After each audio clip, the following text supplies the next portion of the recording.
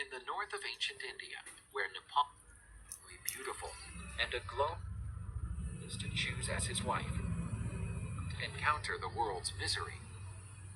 However, although he was in touch with the beauties of the world,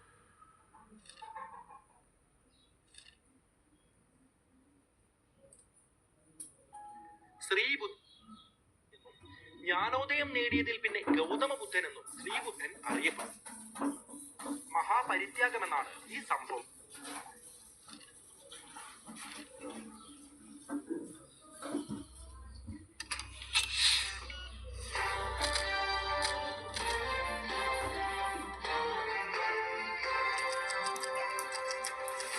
One day, a young man came to the Buddha.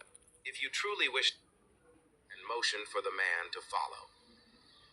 When they reached waist-deep water, the Buddha suddenly grabbed the young man's head and pushed it under the water.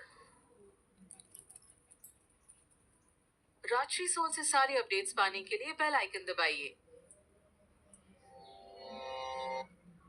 के दुखों से बचाने और संत बनने से रोकने के लिए उन्होंने सिद्धार्थ को महल की चौखट कभी पार ही नहीं करने दी और इस बात का ख्याल रखा कि वो कभी बाहरी दुनिया पार करने के लिए निकल गए.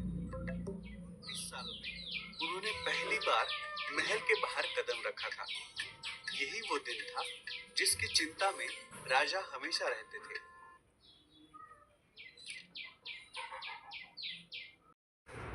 Good morning students. Today we have to discuss a new topic. അതിന് മുൻപായിട്ട് ടീച്ചർ ചെറിയൊരു കഥ പറഞ്ഞിട്ടാണ് തുടങ്ങുന്നത്. ഒരു ദിവസം ഒരു രാജകുമാരൻ ഒരു മരത്തിൻ്റെ അടിയിലിരുന്ന് ധ്യാനിക്കുകയായിരുന്നു. പ്രകൃതിയുടെ ഭംഗിയൊക്കെ കണ്ടിട്ട് ഇങ്ങനെ ധ്യാനിച്ചുകൊണ്ടിരിക്കുകയായിരുന്നു. പെട്ടെന്ന് ആ രാജകുമാരൻ്റെ മുന്നിലേക്ക് ഒരു പക്ഷി അമ്പോട് വന്ന് വീഴുകയാണ് ചെയ്യുന്നത്. അപ്പോൾ ഈ രാജകുമാരൻ വിചാരിക്കുമ്പോൾ ഇതെവിടെ നിന്ന് പെട്ടെന്ന് ഇങ്ങോട്ട് വന്ന് വീണത് എന്ന് വിചാരിക്കും.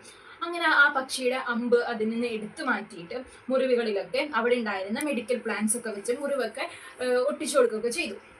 അതിനുശേഷം ഇതുണ്ടായി കഴിഞ്ഞ ശേഷം ഒരു വ്യക്തി വന്നിട്ട് ആ ഒരു രാജകുമാരനോട് പറയാണ്, എൻ്റെ ബേർഡ് എൻ്റെ പക്ഷിയാണ്, ഇതെനിക്ക് തരണം എന്ന് പറയാണ്. അപ്പോൾ ആ രാജകുമാരൻ പറയും, നമ്മുടെ പ്രപഞ്ചത്തിൽ ഒന്നിനെയും ഉപദ്രവിക്കാനുള്ള അവകാശം നമുക്ക് തന്നിട്ടില്ല, ഇതിൻ്റെ ഉടമസ്ഥനെ തിരിച്ചു കൊണ്ടു കൊടുക്കണം എന്ന് രാജകുമാരൻ ആ വ്യക്തിയോട് പറയും. ഇനി നിങ്ങൾക്ക് ഊഹിക്കാൻ പറ്റുമോ ആരാണ് ഈ വ്യക്തിയെന്ന്? Yes, correct. ഈ ഒരു വ്യക്തിയാണ് എന്ത്, ബുദ്ധ എന്ന് പറയുന്നത്. അപ്പോൾ the story tells need of compassionate of all human beings. അതായത് നമ്മുടെ ഭൂമിയിലെ എല്ലാവർക്കും ജീവിക്കാനുള്ള അവകാശം